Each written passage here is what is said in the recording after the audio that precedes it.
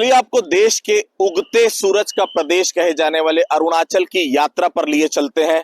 हर वो खास जगह, हर वो खास चीज जो अरुणाचल से ताल्लुक रखती है, हम उसको दिखाने की कोशिश करेंगे। और ये यकीन मानिए, ये यात्रा जब आप देखेंगे तो आप उस खूबसूरत अरुणाचल से वाकिफ होंगे जो कहीं ना कहीं बाकी प्रदेशों से अनटच्ड है, अनछुआ है। ऐसे पहलुओं को हम दिखाने की और आपको बतलाने की कोशिश करेंगे। तो चलिए मेरे साथ अरुणाचल की यात्रा पर।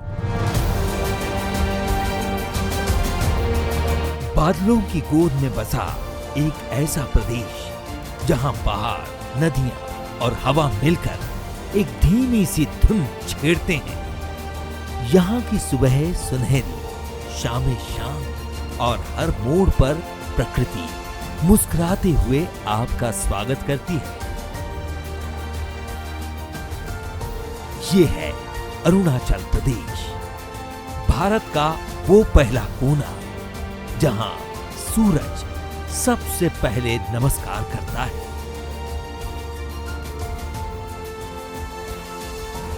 अरुणाचल प्रदेश के इस खास सफर का पहला पड़ाव यूं तो ईटानगर है, पर इसकी शुरुआत होती है छत्तीसगढ़ से, जहां विधानसभा अध्यक्ष डॉक्टर रमन सिंह पत्रकार दीर्घा समिति के सदस्यों को अरुणाचल प्रदेश के अध्ययन के लिए भेजते हैं। वरिष्ठ पत्रकार और संयोजक आर कृष्णादास के नेतृत्व में बंसल न्यूज की टीम भी इस अनोखे सफर का हिस्सा बनती है। ईटानगर की संस्कृति से रूबरू होते हुए फिर जीरो की धुन, तिरंग की ठंडी सांसें, बूमदिला के शांत मठ और तवांग के विशाल आसमान से होते हुए हम एक ऐसी दुनिया तक पहुंचते हैं जो दिल में हमेशा के लिए बस जाती है। यहाँ सबसे पहले हमारी टीम पहुंचती है अरुणाचल विधानसभा। फिलहाल इस वक्त हम बहुत महत्वपूर्ण जगह पर मौजूद हैं। किसी भी प्रदेश की आत्मा बसती है उस विधानसभा में, जहां उसकी कला संस्कृति का महत्व दर्शाया जाता है। और सबसे बड़ी बात है, वहां पर उस राज्य के विधि विधायी के नियम बनते हैं, कानून बनते हैं। आप पीछे देख सकते हैं, ये अरुणाचल का विधानसभा है। इसमें सबसे खास बात जो देखने को मिल रही है वो ये देखने को मिल रही कि इतने कम समय में, ज्यादा समय नहीं हुआ है राज्य बने, लेकिन जिस तरह से व्यवस्थित किया गया है, विधायकों की संख्या आप देख लीजिए। छत्तीसगढ़ विधानसभा अगर आप देखेंगे तो एक साथ 3 विधायक बैठते हैं, कभी 2 विधायक। या इंडिविजुअल विधायकों के बैठने की जगह आपको नजर आ रही है। पेपरलेस की बात करते हैं, यहाँ पर देखिए एक सिस्टम लगा हुआ है, सवाल यहीं पर आते हैं, जवाब यहीं पर आते हैं। कुल मिलाकर देखिए बहुत सुव्यवस्थित 100 पत्रकारों के बैठने की जगह है। बाहर आप देखेंगे तो आदिवासी संस्कृति सभ्यता नजर आ रही है। जेबी जी, क्या खास लगा? अब देखिए, अरुणाचल प्रदेश आए हुए हैं, विधानसभा का दौरा कर रहे हैं हम लोग। जिस तरह से माना जाता था कि अरुणाचल प्रदेश जो है उगते सूरज का देश है, तो मुझे ऐसा लगता है कि अब जो है यहाँ डेवलपमेंट शुरू हुआ है। जो उजाला है विकास का वो अब शुरू हुआ है। और यहाँ की विधानसभा तो इतनी बेहतरीन है कि अलग राज्य के जो विधानसभा है उन्हें देखना चाहिए। यहाँ की कला संस्कृति, यहाँ के साहित्य, यहाँ के कल्चर देखने लायक है। एक उदाहरण है भारत के राज्यों में। आज हम अरुणाचल प्रदेश का जो लोकतंत्र का मंदिर है उस विधानसभा के अंदर हैं। और जैसा कि हम देख सकते हैं, पूरा एक अध्यक्ष जी की आसंदी दिखाई दे रही है, पत्रकार दीर्घा दिखाई दे रही है, विशेष अध्यक्ष दीर्घा भी है, प्रशासनिक दीर्घा भी है। और आप देखिए कि जो विधायकों का जो बैठने का स्थान है, बहुत ही खूबसूरत विधानसभा नजर आ रही है। मैंने बहुत कम राज्यों में इस तरह का मॉडल देखा है जहां इतनी अच्छी विधानसभा है। जहां तक इसकी खासियत की बात करें, मुझे सबसे अच्छी खासियत ये लगी कि इस विधानसभा की लाइब्रेरी 365 दिन तक आम विद्यार्थियों के लिए खुली है। वे दिन भर आते हैं, यहाँ पर पढ़ते हैं, यहाँ की लाइब्रेरी का इस्तेमाल करते हैं। और इतना ही नहीं, अगर वो वहां पर कुछ फूड चाहते हैं तो वो यहाँ से सर्व भी होता है। तो ये एक हमारी नई पीढ़ी के लिए बहुत अच्छा प्रयोग किया है। ऐसा प्रयोग मैंने किसी विधानसभा में नहीं देखा। दूसरी बात जो कही कि जैसे ही हम विधानसभा की दीर्घा में प्रवेश करते हैं, उस पूरे अरुणाचल प्रदेश की संस्कृति, वन्य जीव, खान पान और यहाँ के जो नायक रहे उनकी एक बहुत दुर्लभ चित्र प्रदर्शनी यहाँ पे लगी हुई है। इसके अलावा यहाँ जो विधानसभा अध्यक्ष रहे, इसके अलावा जो वीवीआईपी यहाँ पे आए, उनके भी ऐतिहासिक फोटो का इस्तेमाल हम देख सकते हैं। सबसे बड़ी खासियत मुझे ये नजर आई कि इसी जगह पर जो राजा महाराजा हुआ करते थे, जब वो अपना दरबार लगाया करते थे, तब के फोटोग्राफ्स भी अवेलेबल है। तो ये बहुत ही अच्छी विधानसभा लगी। निश्चित तौर पर रजत जयंती मन रही है, 50 साल हो रहे हैं। हम यहाँ के प्रदेश की जनता को, यहाँ के विधानसभा अध्यक्ष को, यहाँ के सारे विधायकों को, पत्रकारों को अपनी हार्दिक शुभकामनाएं देते हैं। विधानसभा के बाद सफर बढ़ता है जीरो की धुन से और फिर हम पहुंचते हैं शांत और खूबसूरत बोमडिला, जो हरे भरे जंगल और एकांत की तलाश में आने वालों का मनपसंद ठिकाना है। लेकिन इस मनमोहक जगह पर भी छत्तीसगढ़ से 2200 किलोमीटर दूर बसे एक बौद्ध मठ में छत्तीसगढ़िया सबसे बढ़िया का नारा गूंज उठता है।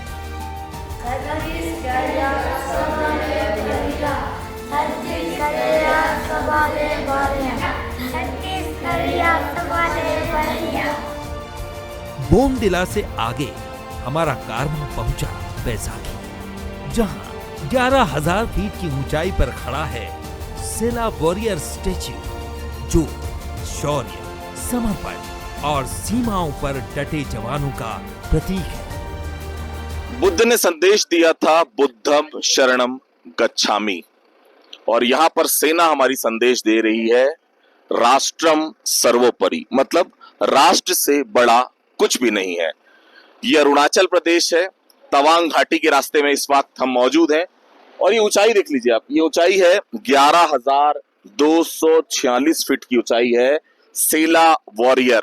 इस तरफ आप देखेंगे ये सेना का कैंप है सेला वॉरियर के नाम से, और अगर आप सामने देखें काला आपको पूरा चट्टान दिखे, काला पहाड़ है और पहाड़ के पास बादल टकरा रहे हैं। बहुत खूबसूरत जगह है ये जो साफ तौर पर नजर आ रही है, बहुत खूबसूरत। और सबसे बड़ी बात है इस जगह का नाम है बैसाखी। हम जैसे ही निकले हैं बोमडिला से तवांग की ओर, ये 11,246 फीट की ऊंचाई पर इस वक्त हम मौजूद हैं। और सबसे पहली बात, बॉर्डर रोड ऑर्गेनाइजेशन की जिक्र करना बेहद जरूरी है। आप सड़क देख लीजिए, अगर यही बाकी जगह आप चले जाएं, सड़कों में बहुत दिक्कत है, सड़क में कहीं कोई प्रॉब्लम नहीं, बहुत शानदार सड़क, हर जगह सेना के कैंप आपको मिल जाएंगे, हर जगह सेना के जवान मिल जाएंगे। कुल मिलाकर सुरक्षा भी दी जा रही है और बेहतर से बेहतर टूरिज्म को विकसित करने के लिए हर वो संभव प्रयास किए जा रहे हैं जो प्रयास हो सकते हैं। जैसी जैसी ऊंचाई पे हम चढ़ते हैं सांस फूलने लगती है, ऑक्सीजन की कमी होने लगती है। ऐसा कुछ लग रहा है? ना कोनो असुविधा नहीं, बढ़िया, एकदम शानदार, कहीं कोई दिक्कत नहीं है। कुछ सुरक्षा पे कहेंगे जी? हाँ, यहाँ का सिक्योरिटी बहुत ही अच्छा है। यहाँ पे आर्मी बहुत ही अच्छे से मेंटेन करके रखा है रोड, और बीआरओ को सैल्यूट जनाते हैं। वो लोग रोड को time to time in unfavourable conditions में मेंटेन करके रखता है। ठीक है। और इंडियन आर्मी हम लोगों को हमेशा सिक्योरिटी प्रोवाइड करते हैं, इसलिए जय हिंद। कुछ कहेंगे सेना के बारे में? जय हिंद। जोर से बोलिए। जय हिंद। और जोर से। जय हिंद। एक बार बोलिए, वंदे मातरम। वंदे मातरम। इसके बाद हमारा अगला पड़ाव है सेला टनल। 13,000 फीट की ऊंचाई पर मौजूद है ये सुरंग। असम के तेजपुर को तवांग से जोड़ती है, जो नॉर्थ ईस्ट में सेना और यहाँ के बाशिंदों की लाइफलाइन है। अरुणाचल जो कभी सड़क मार्ग में बहुत पीछे छूट गया था, आज उसकी सड़कें आप देखिए। जिस 13,000 फीट की ऊंचाई पर आप सोच नहीं सकते कि इतनी प्यारी सड़कें रहेंगी, वहां ये टनल आप देख सकते हैं, बॉर्डर रोड ऑर्गेनाइजेशन सेला टनल। 13,000 फीट की ऊंचाई पर हम इस वक्त मौजूद है। निश्चित तौर पर ऑक्सीजन की कमी है, लेकिन आप बादल देख लीजिए। जब ये बादल आप देखेंगे ना इतनी ऊंचाई पर आकर, आपको ऐसा लगेगा जितनी थकान थी शरीर की, वो पूरी थकान यहाँ पर जो है हमारी उतर चुकी है। इस तरफ का नजारा भी मैं आपको दिखाऊंगा। ये नजारा देखिए आप, ये नजारा आप देखिए, ये पीछे आप देखिए पहाड़ है, काले पहाड़, ऐसा लग रहा है कि पहाड़ से टकरा कर बादल जो है वो देखते ही बन रहा है। ये नजारा है तवांग घाटी का। हम इस समय सेला टनल के पास हैं और इसी तरह के मनमोहक नजारे हमारी पूरी टीम आपको लगातार दिखाते रहेगी। ये सेला टनल 13,000 फीट की ऊंचाई पर हम इस वक्त मौजूद हैं और इसी प्रकार मनमोहक दृश्य, दिल को छू लेने वाले दृश्य लगातार अरुणाचल प्रदेश से हम आपको इस वक्त दिखा रहे हैं। सुरंग पार करते ही पहुंचते हैं जसवंतगढ़ वॉर मेमोरियल, जो 1962 के युद्ध में राइफलमैन जसवंत सिंह रावत की शौर्य गाथा बताती है। इस वीर सपूत ने अकेले 72 घंटे तक दुश्मन से मुकाबला किया 300 से ज्यादा चीनी सैनिकों को रोका और मरणोपरांत महावीर चक्र से सम्मानित हुए। 1962 के भारत चाइना युद्ध की बहुत खट्टी मीठी यादें हैं, कुछ बुरी यादें भी हैं, लेकिन एक बहुत शानदार याद है राइफलमैन जसवंत जी की। हम इस वक्त उन्हीं के वॉर मेमोरियल में मौजूद हैं। शुरुआत देख लीजिए, हौसला, निष्ठा, साहस, हिम्मत, संकल्प, जज्बा, वीरता, बलिदान, कर्तव्य, शौर्य, ये पंक्तियां हैं जसवंत जी की, जिन्होंने चाइनीज जो सेना थी उनकी नाक में दम कर दिया था, और ये उन्हीं की याद में ये मेमोरियल बनाया गया है। बहुत शानदार। देखिए चारों तरफ पहाड़ियां दिख रही है, उस पहाड़ी के उस तरफ चाइना है और यहीं से आक्रमण हुआ था। इसी चौकी को उन्होंने छोड़ा नहीं था और लगातार डटे रहे। अंदर भी मैं आपको लिए चलता हूं, फिर इसकी विशेषता भी आपको बताऊंगा। ये देखिए सैल्यूट है इनको, इनका नाम है राइफलमैन जसवंत सिंह। आप देख सकते हैं इनको, ये यहाँ पर, और ये देखिए सम्मान देखिए सेना का इनके प्रति। बेड इनका लगा हुआ है, कंबल रखा हुआ है, तकिया यहीं पर है, सिरहाने में आप देख सकते हैं एक छोटी सी नैपकिन रखी हुई है, और ये फोटो देख लीजिए उस वीर बलिदानी की जिसका नाम है जसवंत। निश्चित तौर पर और भी कुछ खासियत है, मैं और आपको बताऊंगा। ये देखिए थोड़ा सा ये पढ़ लेते हैं। In the loving memory of number 40390009 rifleman Jaswant Singh. ऐसा कहा जाता है कि जब 1962 में चाइना ने 5 बड़े हमले किए, तो उनमें से जो उसके बाद फिर युद्ध विराम हुआ और ये तवांग से भारतीय सैनिकों की वापसी हो रही थी, कि इसी बीच कुछ फिर चीनी सैनिकों ने दुस्साहस किया। उनकी एक टुकड़ी सामने की जो पहाड़ियां दिख रही हैं उस पहाड़ी पर आई और उसने यहाँ से हमले शुरू किए। तो जो तीनों सैनिक थे उन्होंने बाकायदा बहादुरी के साथ लोहा लिया, उनसे संघर्ष किया, और निश्चित तौर पर 300 चीनी सैनिकों के सामने 3 भारतीय सैनिक, निश्चित तौर पर 2 की वीरगति हुई, और एक जो सैनिक था उसके सिर पर, जसवंत सिंह के सिर पर गोली लगी और वो शहीद हो गए। और आज हम यहाँ देख रहे हैं कि उनकी समाधि है। बिल्कुल, तो समाधि है। आप जब भी अरुणाचल आइए, आप जब भी तवांग की तरफ जाइए, निश्चित तौर पर आप इस जगह जरूर आइए, क्योंकि ये हमें याद दिलाता है, हमारी सेना के बलिदान को याद दिलाता है, हमारे सेना के शौर्य को याद दिलाता है, हमारे सेना के जवानों के जज्बे को याद दिलाता है। तो सल्यूट करिए सभी, वंदे मातरम कहिए, और इन जो राइफलमैन है जसवंत, उनको सल्यूट करते हुए हम अपनी यात्रा यहां से आगे बढ़ाएंगे। यहां से आगे हम बढ़ चलते हैं नुरानांग जलप्रपात की ओर, जिसे बोंग बोंग जलप्रपात और जंग वाटरफॉल के नाम से भी जाना जाता है। 100 मीटर ऊंची धुंध से भरी हुई मनमोहक जलधारा के नजदीक ही हमारी मुलाकात होती है सोनम से।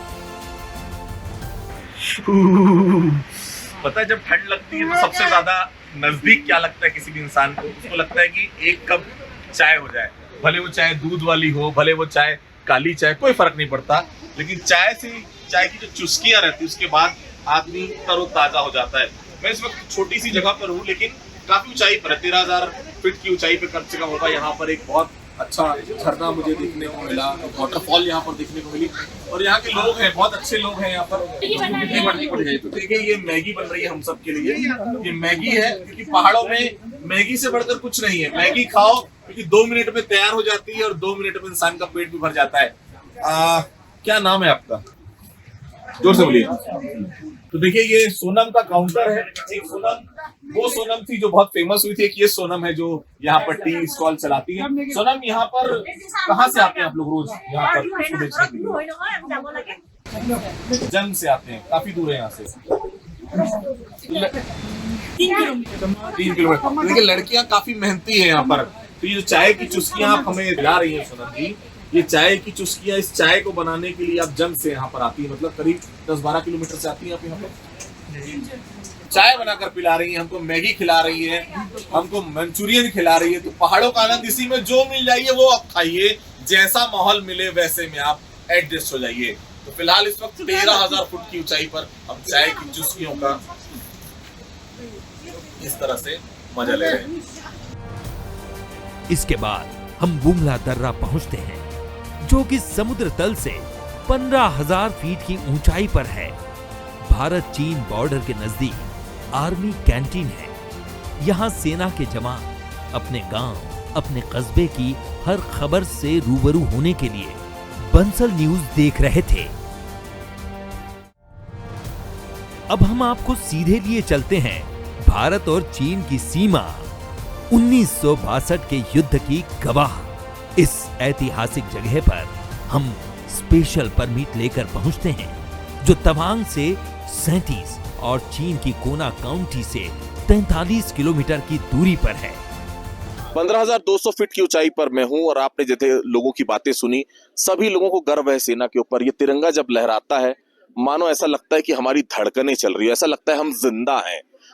लता मंगेशकर जी का बहुत फेमस गाना है, वो हमें याद करना चाहिए, जरा याद करो कुर्बानी। निश्चित तौर पर उनकी कुर्बानी याद करिए, क्योंकि उनकी कुर्बानी थी तभी भारत सुरक्षित है, ये बुमला पास सुरक्षित है, नहीं तो चाइना तो यहाँ घुस चुका था। उन 16 जवानों की शहादत को याद करिए जिन्होंने अपना सब कुछ खोकर हमारे भारत को बचाया। हमारे भारत की उस 1962 के युद्ध में भारत को डटे रखा और यहाँ पर चाइना को खदेड़ दिया।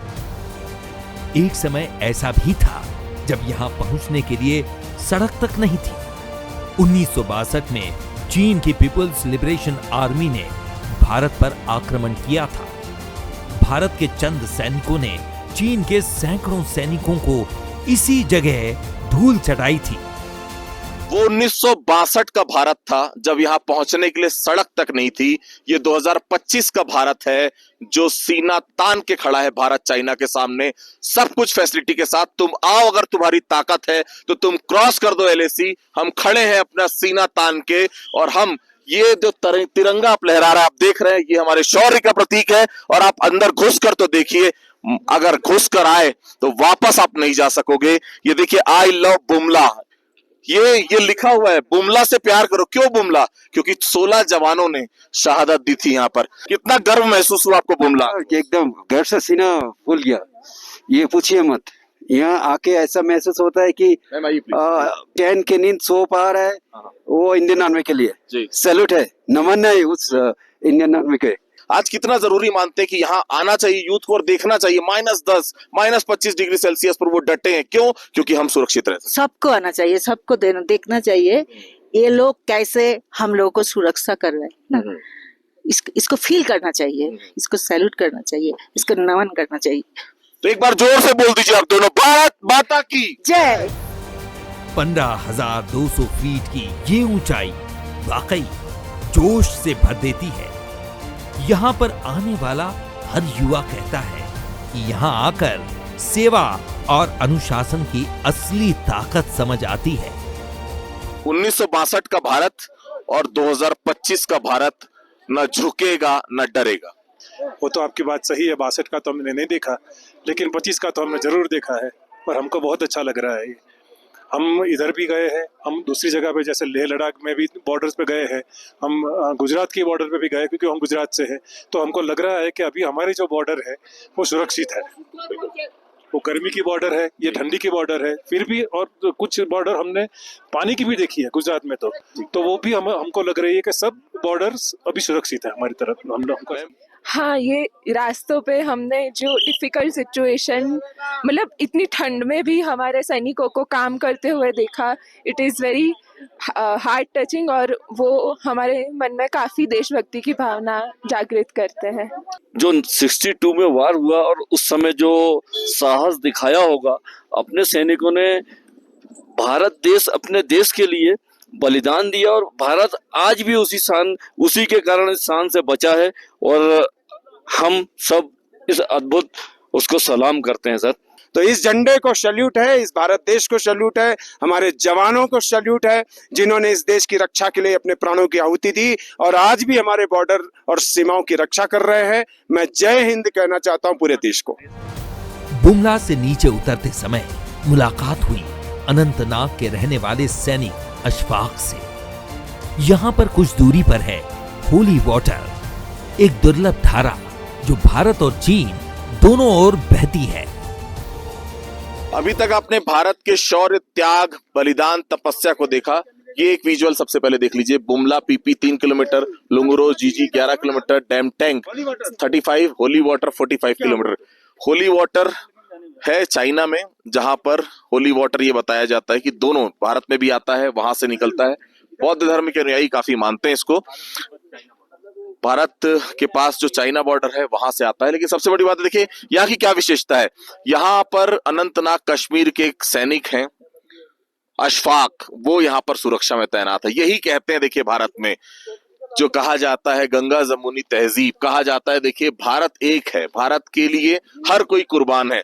आपने ये तमाम चीज देखिए ये सैनिक हैं हमारे डटे हुए हैं, माइनस टेम्परेचर है, बैठे हुए हैं सिर्फ इसीलिए कि हम और आप सुरक्षित रह सके। और देखिए थोड़ी सी सुंदरता भी देख लीजिए यहाँ की आप।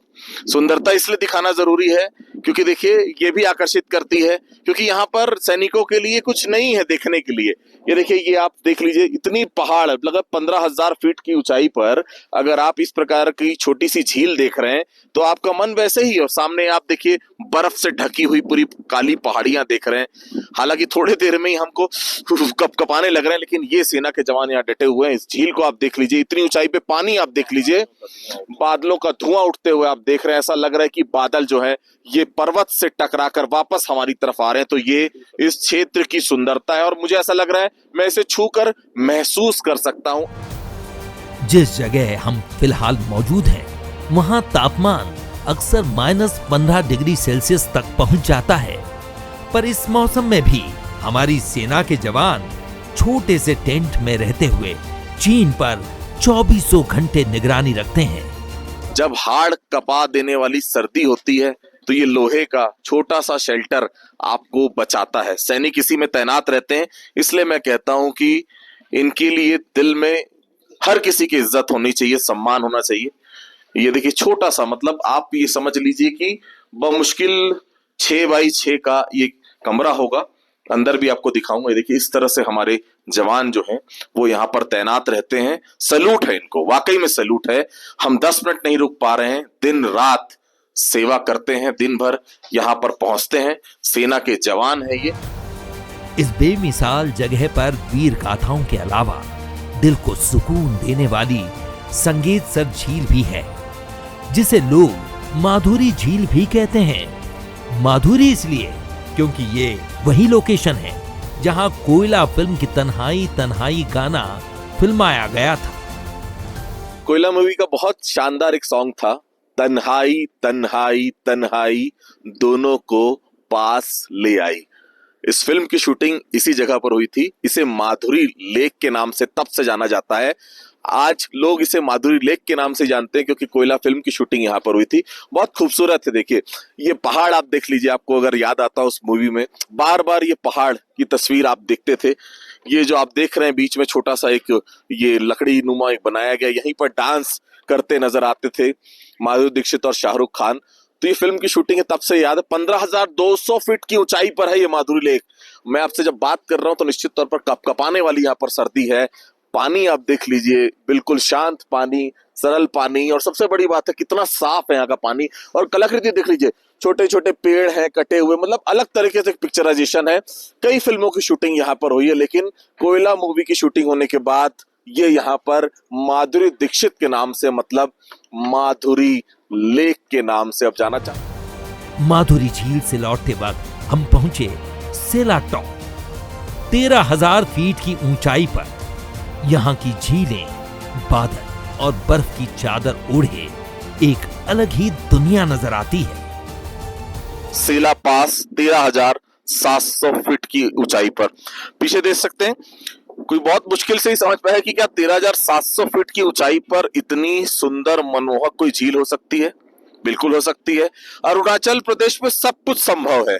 बहुत खूबसूरत प्रदेश, थोड़ा सा कटा हुआ था बाकी राज्यों से, लेकिन अब टूरिस्ट प्लेसेस के तौर पर बहुत तेजी से उभर रहा है। सेला बॉर्डर रोड ऑर्गेनाइजेशन ने बनाया इसको, 90 आरसीसी और वर्तक 42 BRTF। टोटल कुल मिलाकर अगर हम बात करें तो लगभग 13,700 फीट की ऊंचाई पर आप ये देख सकते हैं सेला टॉप। और सबसे बड़ी बात है कपकपाने वाली ठंड है, इतनी ऊंचाई पर झील है, लेकिन एक बात बहुत साफ है, टूरिस्ट के तौर पर देखें, टूरिस्ट प्लेस के तौर पर देखें, अरुणाचल प्रदेश में एक अलग ही स्थान है इस सेला टॉप का। दिरांग पहुंचकर हम ऐसी जगह का दीदार करते हैं जहां कभी शाहरुख खान, माधुरी दीक्षित और कई राज्यों के मुख्यमंत्री भी रुक चुके हैं। हम इस वक्त हिमालय की पहाड़ियों में हैं, हिमालय की गोद में हैं। दिरांग इस छोटे से शहर का नाम है, हेडक्वार्टर है ये। चारों तरफ देख लीजिए हिमालय की पहाड़ियां, देवदार के आपको पेड़ दिखाई दे रहे हैं। और हम इस वक्त 30 बटालियन SSB की मेस में यहाँ पर रुके हुए हैं। बहुत खास है ये मेस। एक तो देख लीजिए प्राकृतिक सुंदरता आपको दिख रहा होगा, ऊपर भी लिखा हुआ है पहाड़ में 30 BN SSB दिरांग। बहुत खूबसूरत सजाया गया प्लेग्राउंड है यहाँ पर, तमाम चीजें यहाँ पर। SSB जो है यहाँ का अधिकारियों का ये मेस है, ऑफिसर्स मेस, और इसकी बहुत एक खासियत है। उस खासियत को भी मैं आपको दिखाऊंगा। आप देख लीजिए श्रीमती माधुरी दीक्षित यहीं इसी SSB के ऑफिसर्स मेस में रुकी थी। शाहरुख खान बॉलीवुड एक्टर है, वो भी यहाँ रुके थे। कोयला फिल्म की शूटिंग हुई थी यहाँ पर। माधुरी लेक के बारे में हमने आपको बताया। इसके अलावा देख लीजिए नसरुद्दीन शाह यहाँ पर रुके हैं, राकेश रोशन यहाँ पर रुके हुए हैं, बॉलीवुड एक्टर अमरीश पुरी यहाँ पर रुके हुए हैं। तो ये और अधिकारियों के खैर कोई गिनती नहीं, इतने सारे लोग रुके हैं, MLAs हैं, MPs हैं। 30 BN सशस्त्र सीमा बल कैप्स एंड केन्स ये ऑफिस है यहाँ का। बहुत शानदार है सभी चीजें। हमने यहाँ पर रात पूरी गुजारी। बहुत शानदार अरुणाचल प्रदेश की यात्रा रही। सबसे बड़ी बात है अरुणाचल प्रदेश अनछुआ अनटच्ड पहलू है भारत का, लेकिन सबसे खूबसूरत है। और निश्चित तौर पर ये यकीन मानिए इससे खूबसूरत राज्य मैंने अपनी नजरों से आज तक नहीं देखा। अब सफर समापन की ओर था और हम पहुंच रहे थे ईटानगर एयरपोर्ट। अरुणाचल प्रदेश, अरुणाचल की संस्कृति छत्तीसगढ़ के बस्तर से कितनी मिलती जुलती है, ये सफर खुद बता देता है। खूबसूरत, शांत, मनमोहक और सबसे बढ़कर हमारे जवानों के त्याग, शौर्य और अनुशासन का प्रतीक। इस पूरे सफर में हमारे साथ रहे वरिष्ठ पत्रकार जयप्रकाश त्रिपाठी, जिनकी समझ और अनुभव ने इस यात्रा को और भी यादगार बनाया। हिमालय की पहाड़ियों के बीच बसे अरुणाचल की हमने हर वो तस्वीर दिखाने की आपको कोशिश की जो आप देखना चाहते हैं। छत्तीसगढ़ और अरुणाचल में बहुत सारी समानताएं हैं, वही आदिवासी कल्चर है, वही संस्कृति है। समय निकालिए अरुणाचल के लिए, समय निकालिए और यहाँ पर आप बेहद बेहद बेहद खास अनुभव अरुणाचल में पाएंगे। इस वक्त बंसल न्यूज के लिए अरुणाचल प्रदेश के ईटानगर से आदित्य नामदेव।